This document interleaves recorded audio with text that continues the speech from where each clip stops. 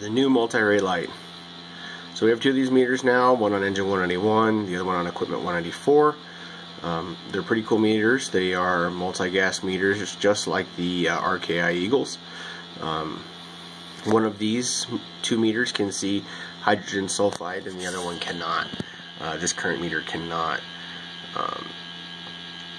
But as you see, the screen looks pretty normal: oxygen, LEL, VOC, and CO. So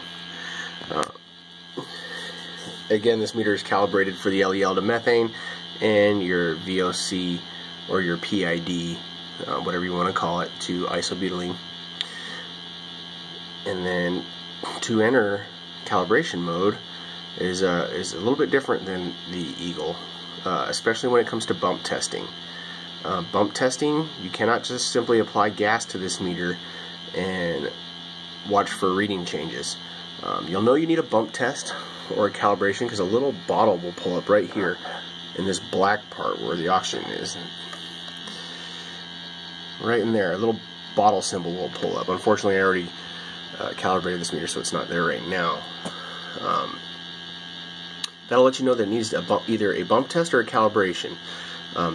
If you need a bump test, it's going to be in the same screen as the calibration screen.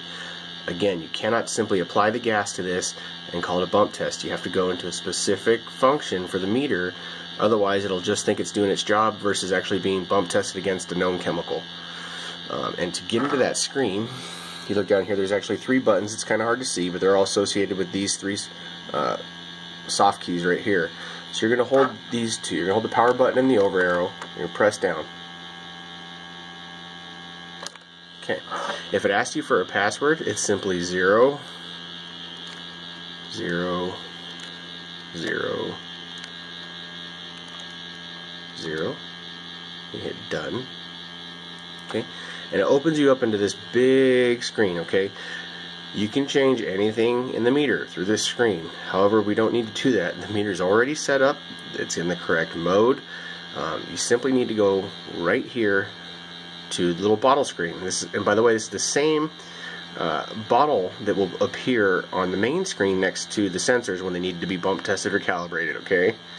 So you're going to go ahead and hit select. Okay, in here are all your meter tests. You can fresh air, you can zero out the meter, you can bump test it. Now, to bump test, obviously, here it is, multi-sensor bump test. So you're simply going to scroll down, select, and it'll tell you immediately what you're going to bump. LEL, oxygen, and CO. So if you're going to be bumping those, then obviously you need to attach the multi-gas to the meter and then hit start. It'll take a few seconds, it'll tell you when it's completed, and then you'll remove the gas, and if you need to add an additional gas or an additional product, it'll tell you to then apply that product. It'll go through the bump test again, it'll tell you when it's done, and then simply tell you if it's completed. So, for the MultiRAE, in order to calibrate, you're not going to go down to anything that says calibrate. RAE calls their calibrations a span, a sensor span. So where you really need to go is this multi-sensor span up here at the top. So when you very first enter this screen, after pressing the two buttons and selecting the little bottle, you're automatically going to be selected on fresh air. Okay, you just need to scroll down one, hit multi-sensor span, select it. This is the calibration of gases that it's looking for. Now, these gas calibration numbers, these values are different for the multi-gas, being the LEL, the oxygen, the CO, and if it has it, H2S, then the calibration gas values for the Eagle. This is not the same calibration bottle.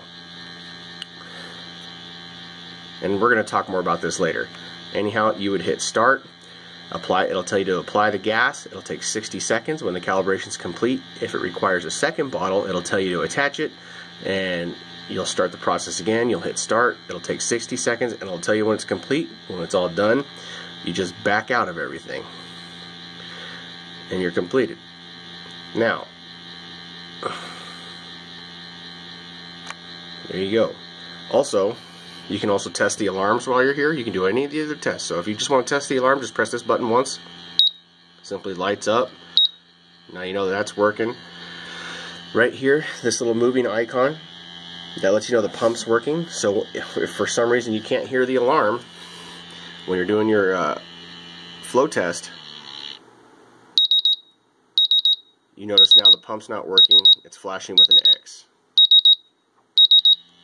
Okay, so to calibrate, this is a removable hydrophilic filter, okay, and it screws on, and it's just like an IV catheter. Sorry, it's kind of hard to see, like an IV hub, okay.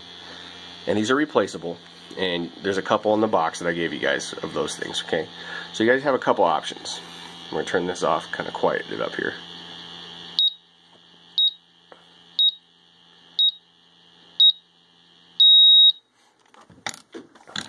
So, this is your current calibration setup with the Eagles. You have a regulator, a tube, and hopefully you have a little adapter right here already with a screw, an IV screw port to the RKI Eagle fitting for the meter.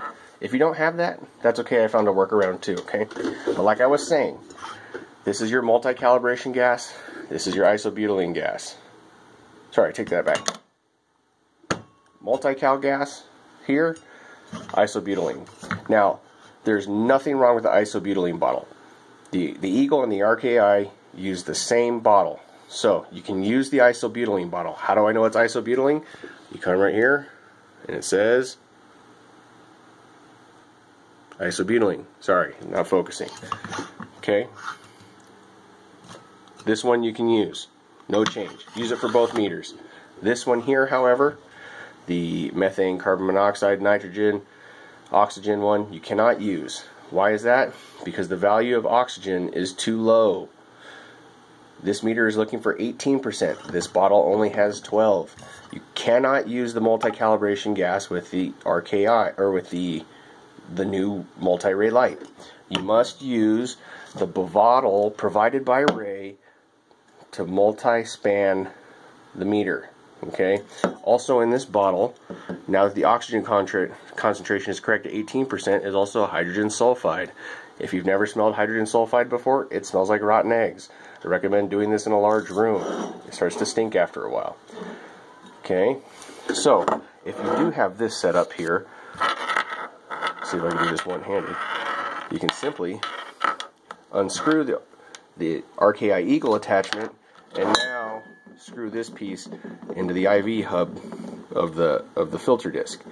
Okay, if you do not have this attachment on your current calibration kit, you can then simply take one of the extra filters, and all I did was knock off the little hubs and kind of make it nice and smooth so there's no burrs right there, and you can connect a hose directly to the end of the catheter. Obviously this isn't going to work in my current situation, but you can connect that hose directly to that. Slip it over the end. Okay? If that doesn't work, you can take an extension set. Okay? Remove the cap, and all I did was cut the extension set at the end of the screw side. Okay? You can now take that extension set, screw it onto the end of the filter, take the end of your hose, slip it over, and calibrate that way. Okay? These are a couple options. If you guys come up with something better, that's great. Let me know. I'd love to hear it. Anyhow, that's about all I have for this meter. If you guys missed anything else on this meter, go back to the July hazmat brief on the orientation of the meter, and also I believe in the July hazmat folder for training was the manual, the RAE manual. Take a look at it, become familiar with it, pull it out on your truck checks, check it daily.